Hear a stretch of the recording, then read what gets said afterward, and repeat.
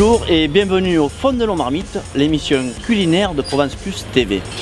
De ce pas, nous allons à la rencontre de Madame Gourmand, la professeure de la classe SECPA en biotechnologie. Suivez-moi, on va dans sa classe.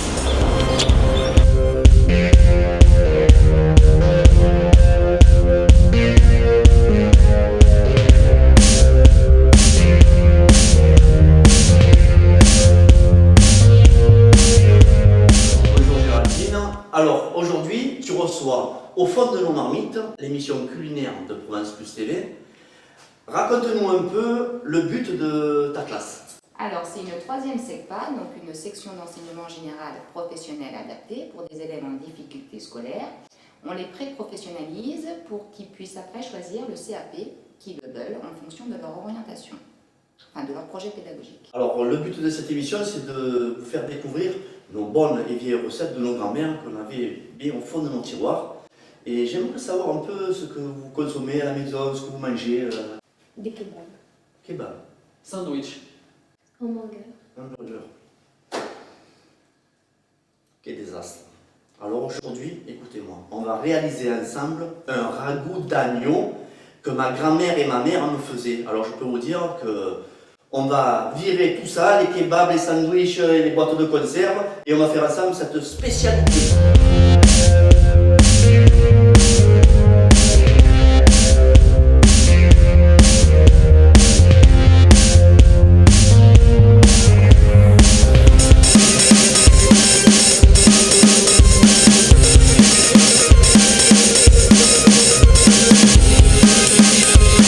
Alors vous avez une recette pour 6 personnes.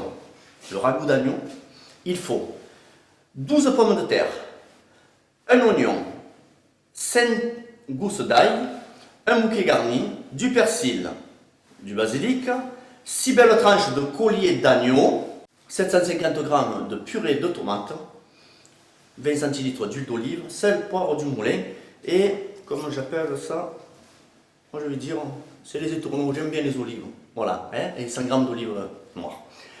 Allez, alors on va éplucher les pommes de terre. Tenez les enfants. Hop, il m'en faut 12. Allez, on épluche les pommes de terre, je vous les fais passer, je vais vous aider. Allez. Ensuite, une fois qu'elles sont épluchées, je vais les couper grossièrement et on va les rincer. Je vais mettre sur le gaz la marmite en fond. Alors, on va mettre les 20 centilitres d'huile d'olive. Bon, moi j'utilise la Châteauviran, hein, c'est une de mes préférées, une floutée verte. Ensuite, je vais éplucher un oignon. Ces légumes ne demandent qu'à s'exprimer. Alors, j'émince mon oignon.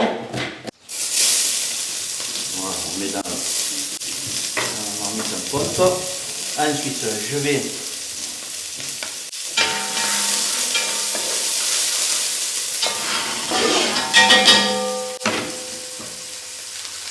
prendre mes 5 gouttes d'ail. Quand vous avez les 12 pommes de terre, s'il vous plaît, vous les rincez, vous les remplissez d'eau. Ouais, c'est comme à l'école, hein, d'apprendre le français et le maths. Là, on apprend la cuisine. C'est les recettes les plus simples et meilleures. Alors j'ai mis mon oignon, mes 5 gousses d'ail. Là, je vais mettre mon bouquet garni. Je vois qu'il a peur, il s'est caché, je ne sais pas où il est. Ah, il est là. On met le bouquet garni. Je vais mettre mes 6 belles tranches de collier d'agneau. Tu l'amènes à la plage, s'il te plaît. On remet un peu. Rien que là, ça commence à parfumer la salle. Voilà. Alors, les pommes de terre, tu vas m'enlever l'eau, tu m'égouttes tout ça, et tu vas me ramener les pommes de terre sans l'eau, s'il te plaît. Alors, je vais profiter de mettre un peu de persil. Ça vous plaît? Oui. C'est sûr? Oui. Ça sent bon. C'est le but. Voilà. Je vais mettre une goutte d'eau. Une petite goutte d'eau. Voilà. Alors, les pommes de terre sont là. Je vais les couper grossièrement. Ah, c'est sûr qu'on n'est pas dans les décors assiettes comme on voit à la télé, cette mode culinaire qu'il y a. J'ai rien contre, attention. Hein. C'est magnifique, mais bon, revenons un peu aux sources de la vraie cuisine, je vais dire. Je me languis de déguster ce merveilleux repas. Ah, Sana, je sais que tu dois aimer la cuisine, toi. Rien qu'entendre t'en parler, tu te languis, ça veut dire que tu as l'eau à la bouche. Regardez, là je vais mettre mon coulis, ma purée de tomates. Voilà. Tu amènes ça à la planche, s'il te plaît. On remue doucement, parce que j'ai une veste blanche, je ne voudrais pas quand même qu'elle devienne toute rouge.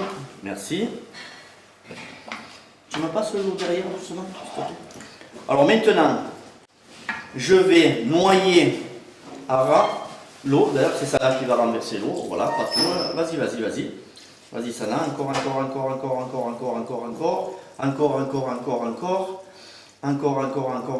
Stop! Voilà, là on va laisser mijoter.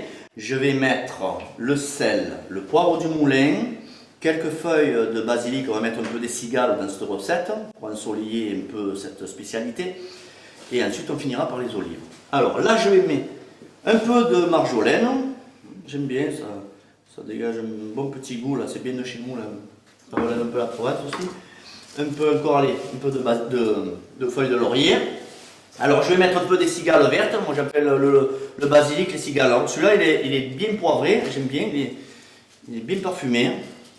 Alors, voilà. Alors toutes ces petites, on va dire, tous ces ingrédients que j'ajoute, je ne vais pas savoir comment ça donne un parfum, ça enrichit la recette. Et ça fait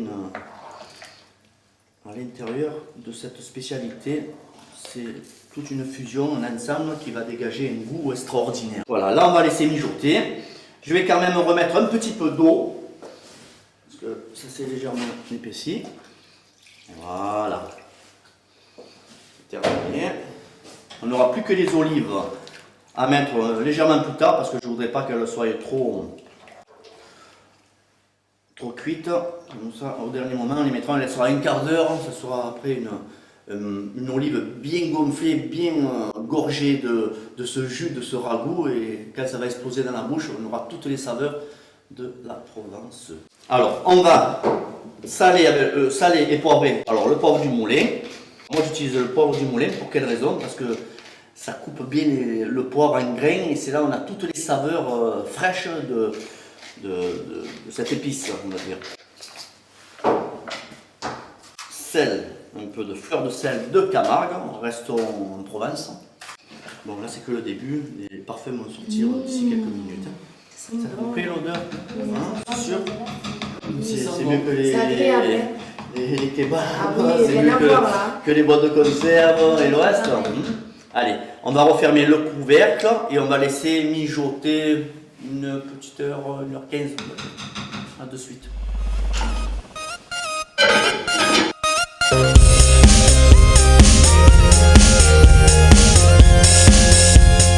Voilà, ça fait 1 heure que c'est en train de mijoter. Il reste encore un bon quart d'heure. On va mettre le dernier ingrédient dans la marmite, c'est les olives noires. Voilà. Normalement il en faut 100 grammes, mais bon, moi j'ai la main un peu lourde.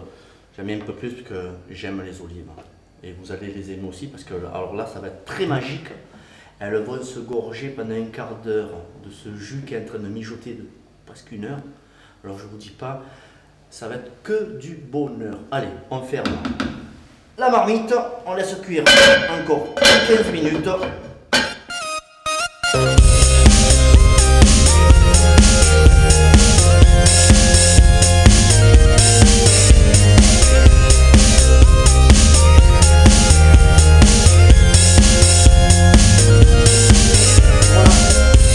L'agneau est enfin prêt. Les jeunes, oh là là, regardez-moi ça. Allez, je pose ça et je vais. Ça a l'air délicieux. Et je vais vous servir. Allez, donnez-moi vos assiettes. On va commencer par Marina. Voilà, une belle tranche de collier d'agneau. On va mettre 2 pommes de terre par-dessus. Merci. J'ai terminé de servir les assiettes. J'attends votre avis. Alors,